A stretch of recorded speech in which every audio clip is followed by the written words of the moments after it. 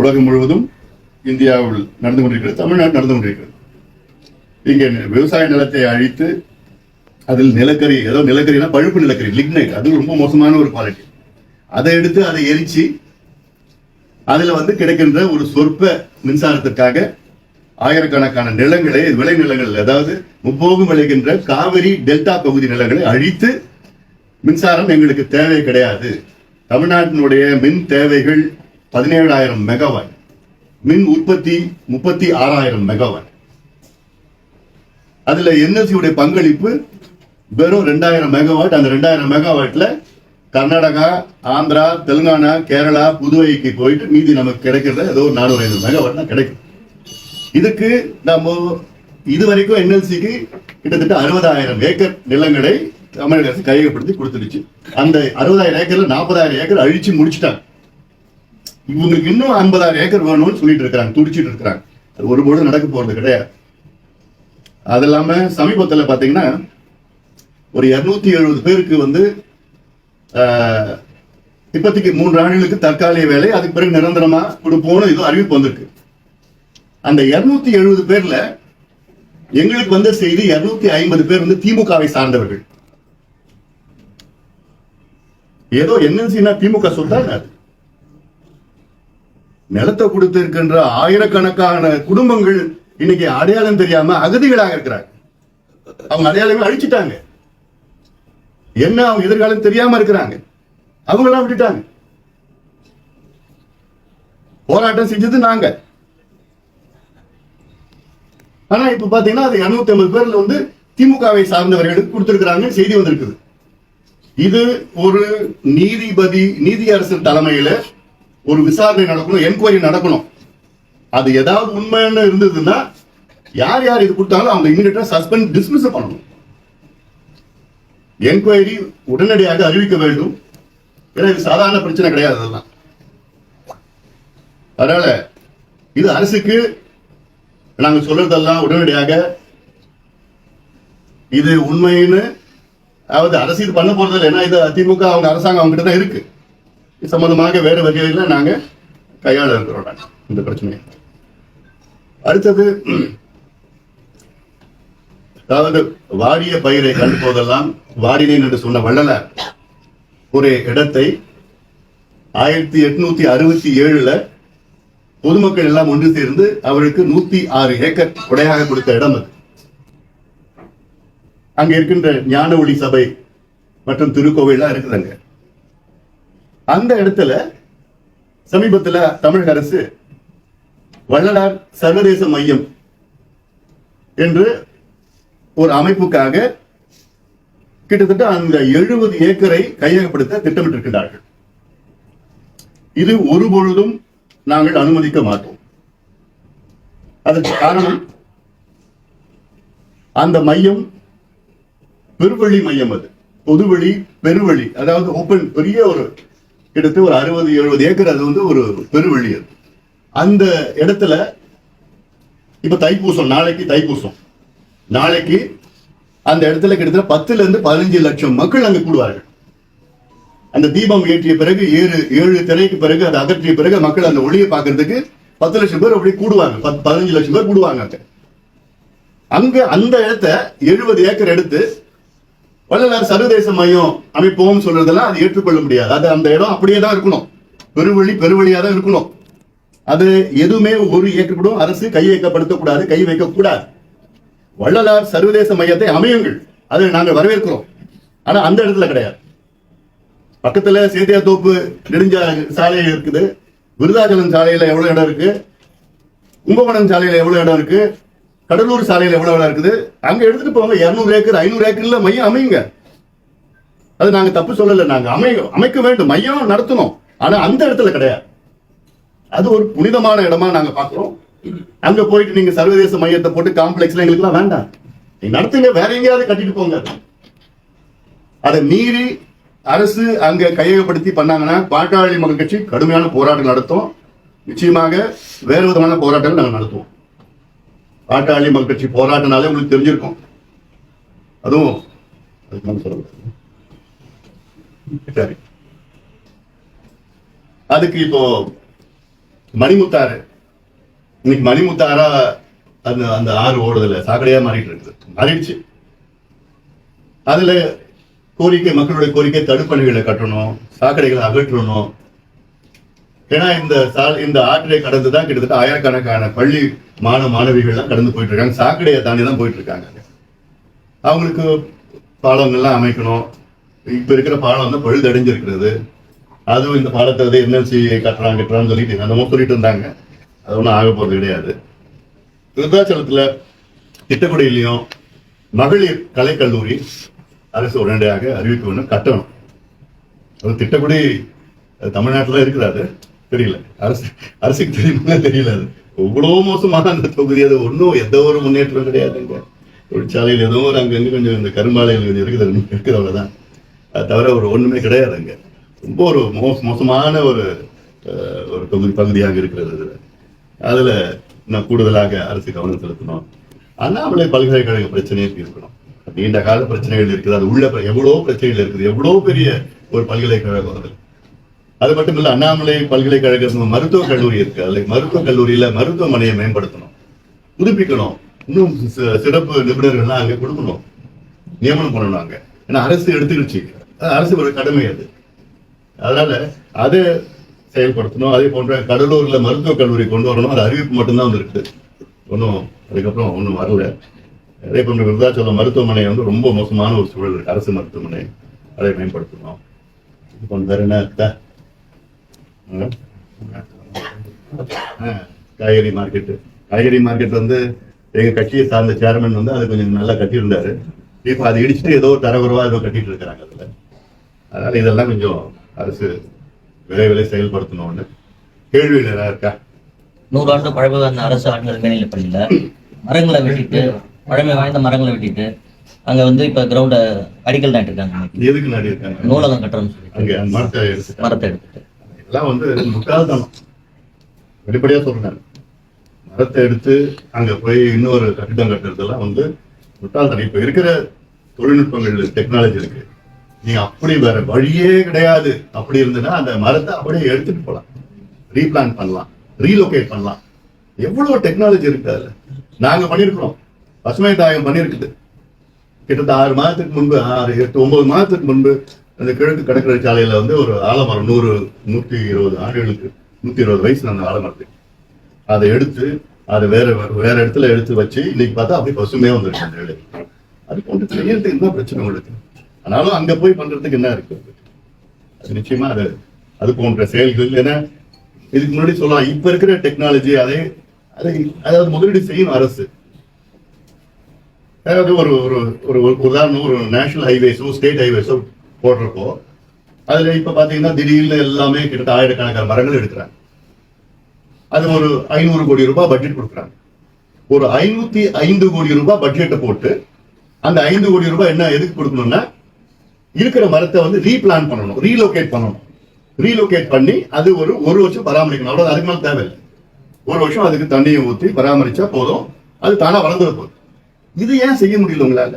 என்ன எக்ஸ்ட்ரா என்ன ஒரு 5 கோடி இல்ல 2-3 கோடி ஆக போகுது அதுல 500 கோடி ப்ராஜெக்ட்ல. ஆனா இந்த அளவுக்கு திட்டங்கள்லாம் இவங்களுக்கு அது எப்பதான் போய் சேர போகுதுன்னு தெரியல இவங்களுக்கு. சார், திமுக அரசு கண்டிச்சு ஒரு பெரிய போராட்டம் ஒண்ணுமே செய்யல, மக்கள் அவதிப்பட்டு இருக்காங்க. பாமக அது ஒரு பெரிய பிரச்சனை எடுத்துக்கல. இல்ல எந்த மாதிரி பாஜக அண்ணாமலை அவர் எடுத்துக்கிற மாதிரி பாமக பெருசா எடுத்துக்கல. இல்ல எந்த மாதிரி போராட்டம் பண்ணல, என்ன மாதிரி பிரச்சனை? மக்கள் அதிகமா வெறுக்கிறாங்க ஆட்சியை, தெரியுது. அந்த பாமக அந்த போராட்டம் என்எல்சி பிரச்சனை இதெல்லாம் ஒரு என்எல்சி நாங்க இப்ப இல்ல, எங்க ஐயா அதுக்கு முன்னாடி வன்னியர் சங்க காலத்துல இருந்தே போராட்டம் பண்ணி தான் இவ்வளவு நாள் இது பண்ணிட்டு இருக்கோம். இன்னைக்கு தமிழ்நாட்டுல அதாவது ஒவ்வொரு பிரச்சனைக்கும் முதல்ல குரல் கொடுக்கறது, முதல்ல அறிக்கை விடுறது, முதல்ல அழுத்தம் கொடுக்கறது, முதல்ல போராடுவது நாங்க தான். எங்களுக்கு அப்புறம் தான், எங்க அறிக்கை வந்த அப்புறம் தான் மற்ற கட்சிகள்லாம் அதை பார்த்து காப்பி அடிச்சுட்டு தான் பண்ணிட்டு இருக்காங்க. நீங்க மற்ற கட்சி தலைவர்கள் எல்லாம் எடுத்துக்காட்டாலும் எங்களுக்கு சொல்ல வேண்டாம், எங்களதான் எடுத்துக்காட்ட மற்றவங்க எடுத்துக்கிட்டு இருக்காங்க. நாங்க தான் முன்னிலையில எந்த பிரச்சனை எடுத்தாலும், இப்போ சிப்காட் பிரச்சனை இருக்குது, சிப்காட் பிரச்சனையில நாங்க தான் அங்க முதன்மையா போராடிட்டு இருக்கிறோம். இல்ல மாவட்டங்களை பிரிக்கணும், இது தொடர்ந்து நாங்க தான் சொல்லிட்டு வரோம். இப்போ கடந்த ஆட்சி காலத்துல பிரிச்சிருக்கிறாங்க, இப்பவும் பிரிப்பாங்க, நாங்க எதிர்பார்ப்பு இருக்குது. இதுதான் உண்மையான மக்களை சேர்ந்த திட்டங்கள். இதெல்லாம் சும்மா பேருக்குன்னு போராடுறதுக்குலாம் எங்களுக்குலாம் அது தெரியாது எங்களுக்கு. அதுவும் எங்களுக்கு அரசியல்லாம் நாங்க, அதாவது அடையாள அரசியல் நாங்க பண்ண மாட்டோம். சும்மா ஒரு மக்களுக்கிட்ட இப்படி சொல்றது பரத்தெல்லாம் எங்களுக்கு தெரியாது. காவிரி டெல்டாவை பாதுகாக்கப்பட்ட வேளாண் மண்டலமா அறிவிக்கணும்னு நாங்க சொல்லிதான், போராட்டம் பண்ணி தான், விழிப்புணர்வு ஏற்படுத்தி தான் அது நடந்திருக்கு. எங்களுக்கு வந்து ஆக்கப்பூர்வமான அரசியலை நாங்கள் கையில் எடுத்திருக்கோம். அடையாள அரசியல் கிடையாது. மற்றவங்க அடையாளத்துக்கு அரசியல் பண்றது, அவங்க கிட்ட எங்களை கம்பேர் பண்ணாதீங்க. எங்களுக்கு ஆக்கப்பூர்வமான அரசியல் நாங்க பண்ணுவோம். இப்போ நாங்க ஒரு உதாரணம், சாதிவாரி மக்கள் தொகை கணக்கெடுப்பு நடத்தணும்னு சொல்றோம். இது தமிழ்நாட்டின் வளர்ச்சி பிரச்சனை. தமிழ்நாட்டின் மக்களுடைய வளர்ச்சிக்காக இந்த ஒண்ணு எடுத்தாங்கன்னா தமிழ்நாடு எங்கேயோ வளர்ந்துடும். ஆனா இதை தமிழக அரசு கைகள் எடுக்க மாட்டேது, பேசக்கூட மாட்டாங்க. இதுக்கு எத்தனையோ கருத்தரங்கம் நடத்தணும், எத்தனையோ ஒருங்கிணைப்பு குழுக்கள் பண்ணிட்டு இருக்கிறோம். எங்க மருத்துவர் ஐயா முதலமைச்சர் நேர்ல சந்திச்சு இதை வலியுறுத்தி இருக்கிறாரு. ஆனாலும் இது வரைக்கும் ஒரு வார்த்தையோட பேசல. பீகார்ல எடுத்து முடிச்சுட்டாங்க. பீகார்ல எடுத்து முடிச்சு அங்க பீகார்ல வந்து 60 விழுக்காடு இடஒதுக்கீடு 75 விழுக்காடாக உயர்த்தி இருக்கிறாங்க. அது கூட பிரச்சனை இல்ல. அங்க இந்த கணக்கெடுப்பு நடத்திய பிறகு 94 லட்சம் குடும்பங்கள் 6000 ரூபாய் மாதம் வருமானம் தான் வருதுன்னு கண்டுபிடிச்சிருக்கிறாங்க. அந்த 94 லட்சம் குடும்பத்திற்கு அங்க இருக்கிற முதலமைச்சர்கள் வந்து 2 லட்சம் ரூபாய் அறிவிச்சிருக்காங்க ஒரு குடும்பத்திற்கும். எவ்வளவு பெரிய ஒரு திட்டம் அது. அது இவங்க தமிழ்நாடு அரசு ஏன் பண்ண மாட்டாங்க? ஆந்திராவில் போன வாரம் ஆரம்பிச்சுட்டாங்க, கர்நாடகாவில் 2015 முடிச்சுட்டாங்க, இன்னும் தெலுங்கானா அறிவிக்க போறாங்க, மற்ற மாநிலம் அறிவிக்க போறாங்க. எல்லாம் சட்டம் இருக்குது. அதாவது முதலமைச்சர் சொல்றது எங்களுக்கு அதிகாரம் இல்லைன்னு சொல்றதுலாம் தப்பு, தவறான கருத்து. பஞ்சாயத்து தலைவருக்கு அதிகாரம் இருக்கு. இந்தியன் ஸ்டாட்டிஸ்டிக்கல் ஆக்ட் 2008 படி பஞ்சாயத்து தலைவருக்கு அதிகாரம் இருக்கு, மாநில அரசுக்கு அதிகாரம் இருக்கு, மத்திய அரசுக்கு அதிகாரம் இருக்கு. சட்டமே சொல்லுது. அந்த சட்டத்தின்படி தான் பீகார்ல நடத்திருக்கிறாங்க, அந்த சட்டத்தின் கீழ் தான் ஆந்திராவில் நடத்திட்டு இருக்கிறாங்க. அப்ப இவங்க நடத்துறதுக்கு என்ன பயம், என்ன தயக்கம்? நம்ம சமூக நீதினு பேசினா போதுமா என்ன? தந்தை பெரியாருடைய வாரிசு நாங்க சொன்னா போதுமா என்ன? என்ன பிரச்சனை வந்து? எங்களோட நோக்கம் என்னன்னா, தமிழ்நாட்டில் எல்லா சமுதாய இடஒதுக்கீடு வந்து சாதி அடிப்படையில் தான் கொடுக்குறாங்க இந்தியா முழுவதும். அந்த சாதி கணக்கெடுப்பு 1931 தான் கடைசியா எடுத்தீங்க, வெள்ளக்காரன் எடுத்துட்டு போனாங்க. அது கணக்கு, அந்த கணக்கு வச்சுதான் இன்னைக்கு வரைக்கும் நீங்க இடஒதுக்கீடு கொடுத்துட்டு இருக்கீங்க. இந்த 100 ஆண்டுகள்ல எந்தெந்த சமுதாயம் அதுல பயன்பட்டு இருக்கிறாங்க, எந்த சமுதாயம் பயன்பெறல, எந்த சமுதாயம் மோசமா இருக்குது, ரொம்ப மோசமா இருக்குன்னா கண்டறிய வேண்டும். டேட்டா வேணும், சயின்டிபிக் டேட்டா வேணும். சாதி வாரி கணக்கெடுப்புனா தலையை கணக்கெடுக்கிறது கிடையாது. ஒவ்வொரு சமுதாயமும் சமூக பின்தங்கிய நிலை, சோசியல் பேக்வர்ட்னஸ். இப்ப ஒரு சமுதாயம்னா இது எத்தனை பேர் இதுல குடிசையில இருக்கிறாங்க, எத்தனை பேர் வீடு இருக்கு, அந்த வீடு எவ்வளவு சின்னதா இருக்கா, பெரியதா இருக்கா, பாத்ரூம் இருக்காதுல்ல, அந்த அங்க இருக்கிறவங்களுக்கு பட்டதாரிகள் இருக்கிறாங்களா, அதுல விவசாயமா கூலியா, விவசாய நிலம் எவ்வளவு இருக்கு, அரசு வேலையில இருக்காங்களா, தனியார் வேலை, இதெல்லாம் கண்டறியணும். கண்டறிஞ்சு அதுக்கு தகுந்த மாதிரி இடஒதுக்கீடு கொடுங்க, சலுகைகள் கொடுங்க, நலத்திட்டங்கள் கொடுங்க. பீகார்ல கொடுத்தாங்க 94 லட்சம் குடும்பங்களுக்கு 2 லட்சம் ரூபாய் ஒரு குடும்பத்துக்கும் கொடுக்குறாரு. அப்ப அது மாதிரி திட்டம் கொடுத்தாதான் வளர்ச்சி வரும். உண்மையான வளர்ச்சி இதுதான். நீங்க சும்மா 1000 ரூபாய் மகளிருக்கு உதவித்தொகைன்னு சொல்லி 1000 ரூபாய் கொடுத்தா அதெல்லாம் நலத்திட்டம், திட்டம் கிடையாது. அதெல்லாம் வெள்ளத்துக்கு 6000 ரூபாய் கொடுத்ததெல்லாம் நலத்திட்டம், திட்டம் கிடையாது.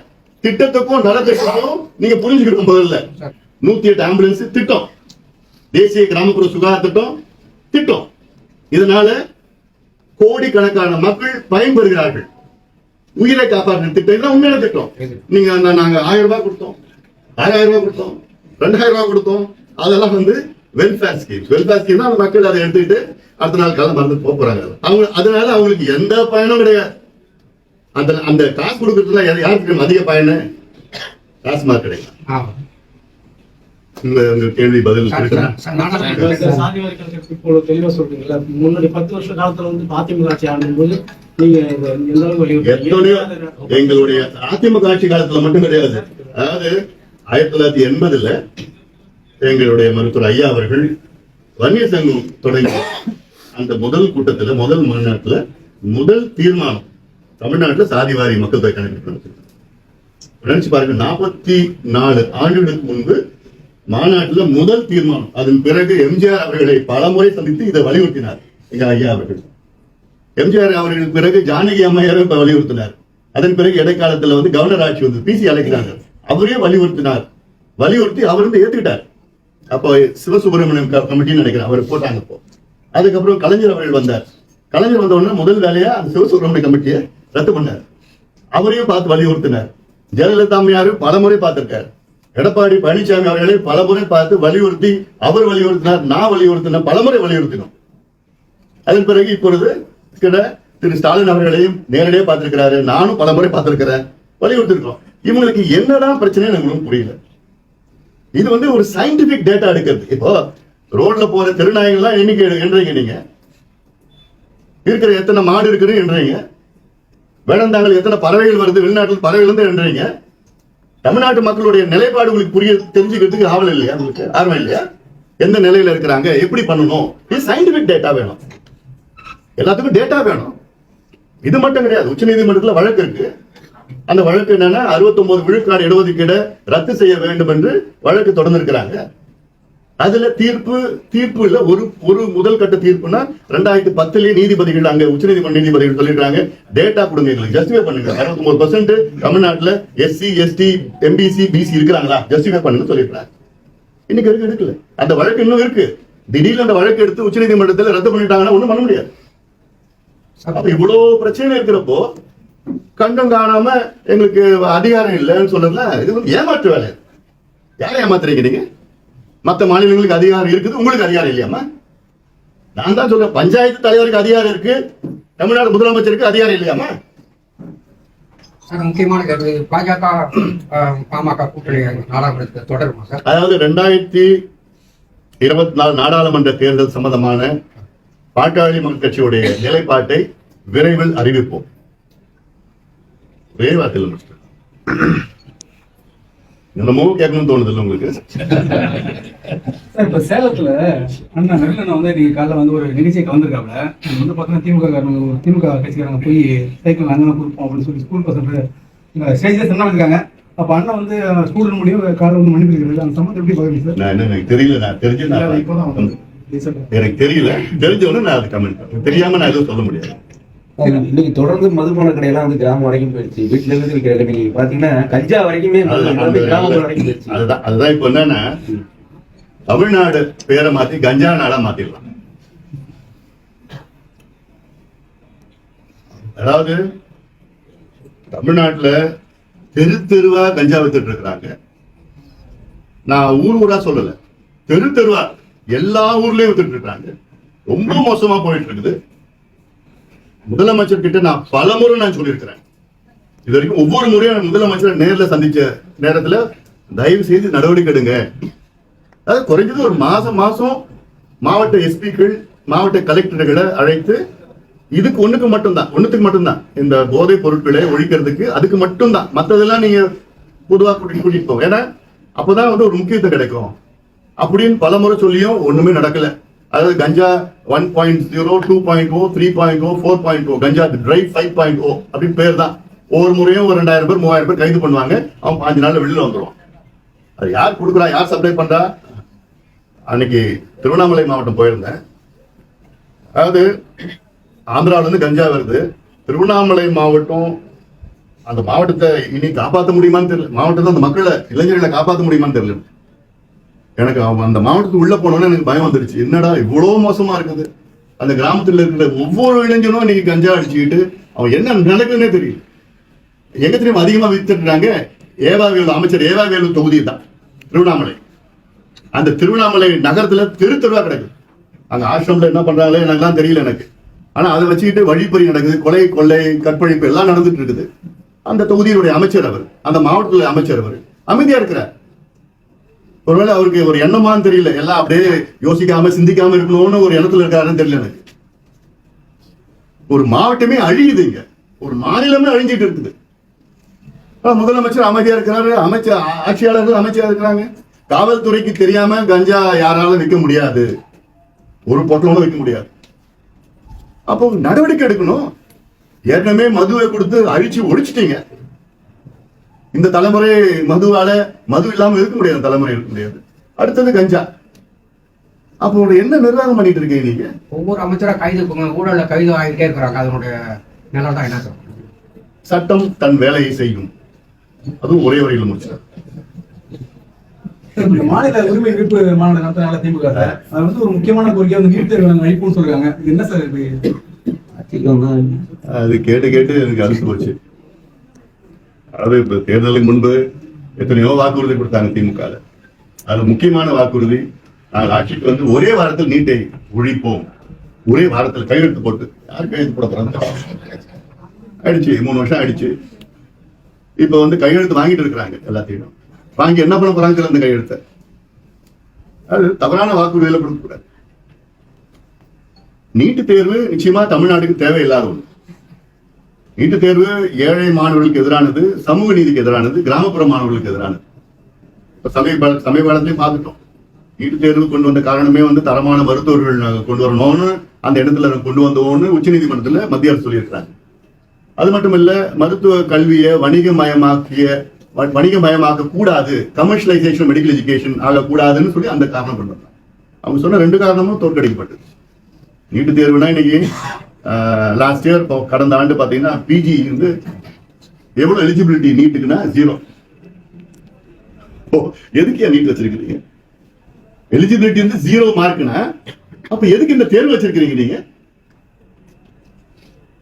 அது இல்லாம எம்பிபிஎஸ்க்கு பாத்தீங்கன்னா அதாவது ஒரு பையன் 540 மார்க் வாங்கியிருக்கிறான். 720க்கு 540 மார்க் வாங்கியிருக்கிறான். ஆனா அவங்க அப்பா வந்து விவசாயி. அவனால வந்து எம்பிபிஎஸ் படிக்க முடியல. கிடைச்சதுன்னா பிரைவேட் மெடிக்கல் காலேஜ் கிடைச்சிருக்கு, படிக்க முடியல. அந்த பிரைவேட் மெடிக்கல் காலேஜ் அவனால 5 லட்சம் 6 லட்சம் ஃபீஸ் கட்டணும். ஆனா இன்னொரு பையன் 115 மார்க் வாங்கியிருக்கிறான். அவங்க அப்பா கோடீஸ்வரன். அவன் என்ன பண்ணிருக்கான்? பிரைவேட் மெடிக்கல் காலேஜ்ல 26 லட்சம் கொடுத்து ஒரு வருஷத்துக்கு ஃபீஸ் கட்டி படிச்சுட்டு இருக்கான். அப்போ நீங்க 540 மார்க் வாங்கின பையன் படிக்க முடியல, 115 மார்க் வாங்கின பையன் படிச்சுட்டு இருக்கிறான்னா அப்போ நீங்க என்ன நியாயத்தை கொண்டு வரீங்க நீட்ல? அது மட்டும் இல்ல, நீட் கோச்சிங் சென்டர்னு பாத்தீங்கன்னா இன்னைக்கு கிட்டத்தட்ட 1.5 லட்சம் கோடி ரூபாய் 2 லட்சம் கோடி ரூபாய் வருமானம் கொள்ளடிச்சிட்டு இருக்காங்க இந்த கோச்சிங் சென்டர்ஸ். இந்த மெடிக்கல் காலேஜ் கொள்ளடிச்சிட்டு இருக்காங்க, கோச்சிங் சென்டர் கொள்ளடிச்சிட்டு இருக்காங்க.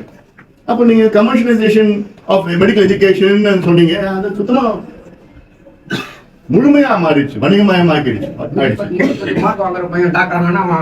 என்ன பண்ண போறாங்க? ஆமா, அப்புறம்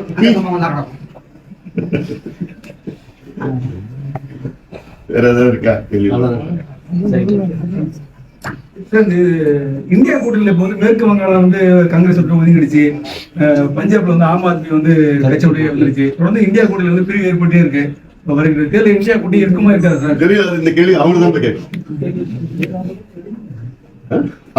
அவங்க கூட்டணி சார்ந்தவர்கள் அவங்க கிட்ட கேளுங்க.